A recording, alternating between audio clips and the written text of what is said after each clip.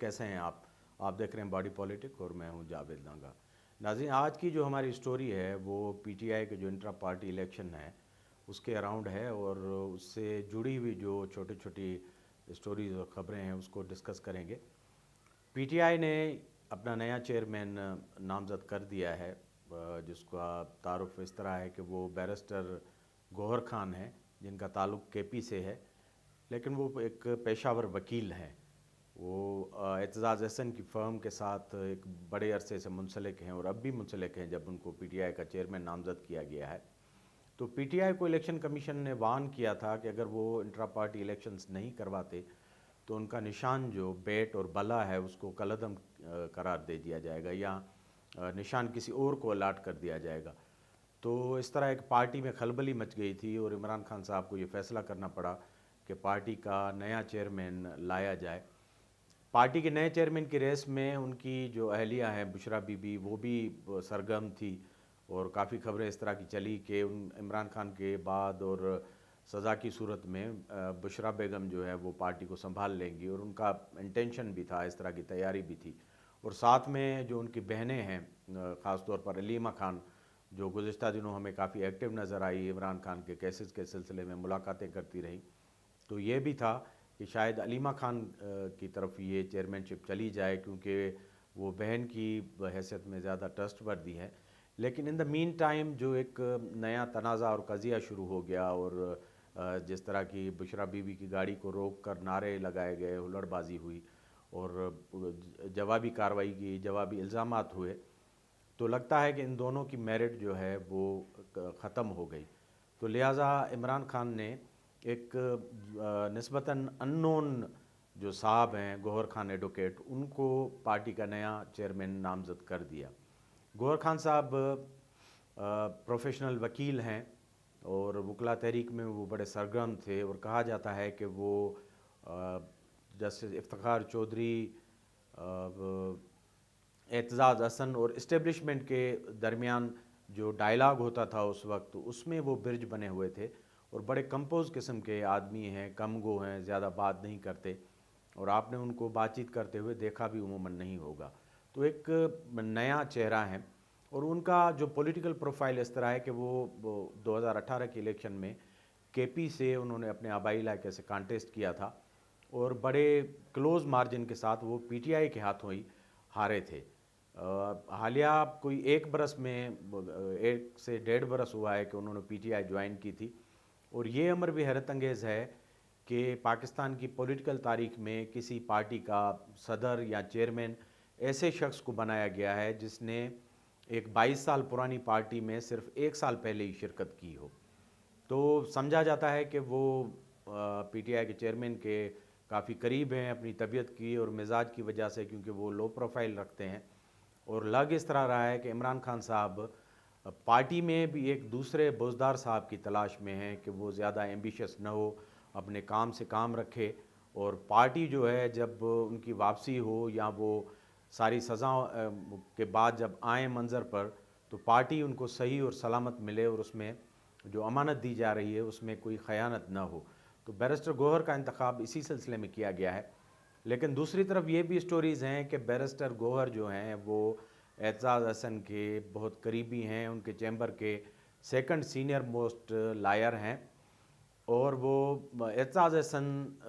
के भी इतने ही लायल हैं जितने इमरान खान उनको समझ रहे हैं। और एतजाज़ हसन इस वक्त भी पीपल्स पार्टी का हिस्सा हैं, गो के गुज़िश्ता 1-1.5 साल में उनका जो टिल्ट है वो पीटीआई की तरफ रहा है। उन्होंने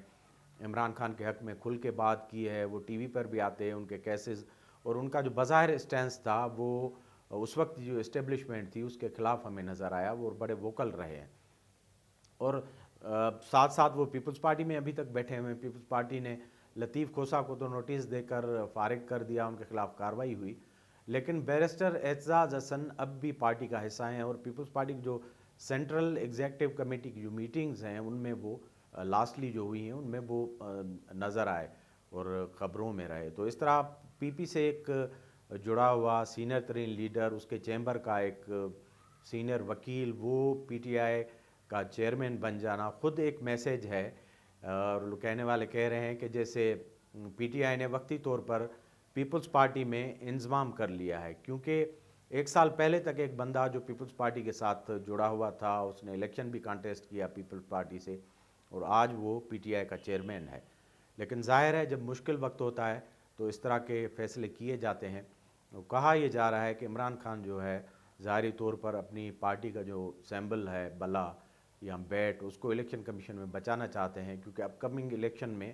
اگر بلے کا نشان نہیں ہوگا اور پارٹی بھی کمزور پوزیشن میں ہوگی، کوئی بڑی کیمپین بھی نہیں ہوگی، تو ان کا جو انٹیکٹ ووٹ ہے یا فالوئنگ ہے یا کلٹ ہے، وہ شاید ووٹس میں اور بیلٹ میں کنورٹ نہیں ہو سکتا۔ تو اس کو دیکھ کر عمران خان نے یہ ایک فیصلہ کیا ہے، جس میں ظاہر ہے ان کی اپنی ہی حکمت ہوگی۔ حالانکہ اس طرح کے فیصلے جو ہیں کاؤنٹر پروڈکٹ بھی ہوتے ہیں، لیکن ظاہر ہے وہ جانتے ہوں گے، کیونکہ گوہر خان کا تعلق کے پی کے سے ہے۔ اور صرف یہ نہیں ہے بلکہ اس سارے فیز میں عمران خان کا جو سارا ٹرسٹ ہے وہ ظاہری طور پر وکلا پر ہی ریسٹ کر رہا ہے۔ حامد خان کا نام چل رہا تھا، ان کی پارٹی کے سرکردہ رہنما بھی رہے ہیں اور بہت ہی سینئر لائر ہیں، ان کے قریبی مانے جاتے تھے، حالانکہ وہ کرٹک بھی رہتے ہیں ان کی پالیسیز کے، ان کے فرسٹ یا سیکنڈ کزن بھی ہیں، لیکن ان کو نہیں بنایا گیا، ان کا نام چل رہا تھا۔ اس کی جگہ ایک اور وکیل کو بنایا گیا جو خود سینئر ہیں اپنے پیشے میں۔ دوسری طرف شہر افضل صاحب جو کے پی سے وکیل ہیں، وہ بھی بڑے ووکل ہیں، گزشتہ دنوں انہوں نے جلسے کیے اور بظاہر وہ کہہ رہے ہیں کہ ان کو عمران خان کا اعتماد حاصل ہے، اور وہ جو بھی بات کر رہے ہیں وہ عمران خان کے ایما پہ کر رہے ہیں۔ تو انہوں نے بھی بڑے زبردست قسم کے جو نئے بیانات داغے ہیں، انہوں نے ایک جلسہ بھی کیا اور اس میں کہا کہ عمران خان کی ہدایت ہے کہ پاک فوج زندہ باد، اور اس طرح کا میسیج دیا جائے کہ ہم جیسے فوج کے اور اسٹیبلشمنٹ کے خلاف نہیں ہیں۔ تو بڑی دیر کر دی مہرباں آتے آتے، اور عمران خان کو بڑی دیر سے یہ خیال آیا، حالانکہ بہت ساری خرابی پہلے ہی پیدا ہو چکی ہے۔ اور یہ جو ریکنسیلیٹری ہمیں موڈ نظر آ رہا ہے وہ بڑی دیر سے، شاید یہ کوشش ہے کہ الیکشن میں پی ٹی آئی جو ہے وہ اپنا وجود برقرار رکھنا چاہتی ہے، اور جو یہ ریفارمز ہیں اور گوہر خان کا انتخاب خود اس سلسلے کی کڑی ہے، کیونکہ وہ تجربہ رکھتے ہیں ماضی میں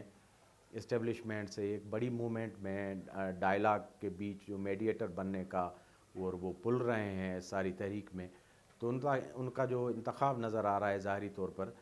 اسی سلسلے کی کڑی ہے۔ دوسری طرف جو کیسز کی تلوار ہے وہ بھی جوں کی توں اوپر تنی ہوئی ہے عمران خان کے اوپر۔ سائفر کا جو کیس ہے اس میں بھی پیش رفت ہو رہی ہے،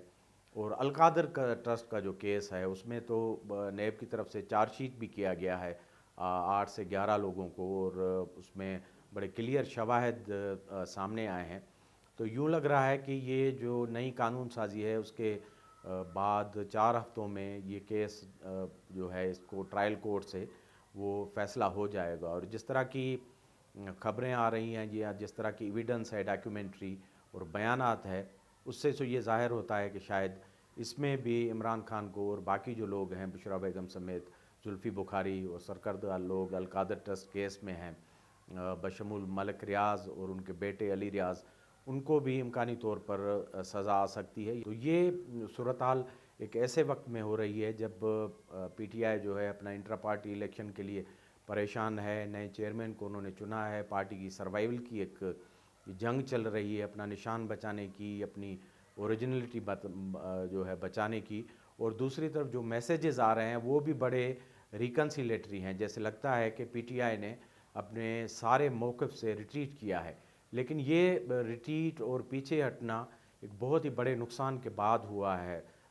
chairman P T I Imran Khan convict ہو چکے ہیں، وہ کسی آفس کو ہولڈ نہیں کر سکتے، پبلک آفس کو بشمول پارٹی وہ کنٹیسٹ نہیں کر سکتے، جیل میں ہیں اور دیگر متعدد کیس ان کے پیچھے ہیں۔ تو لگ رہا ہے کہ الیکشن تک کا عرصہ وہ اندر رہیں گے۔ تو اس طرح پارٹی جو ہے مختلف بحرانات سے گزر رہی ہے، اور لگ اس طرح ہے کہ پارٹی کہیں نہ کہیں ریفیوج کی تلاش میں ہے، پناہ کی تلاش میں ہے۔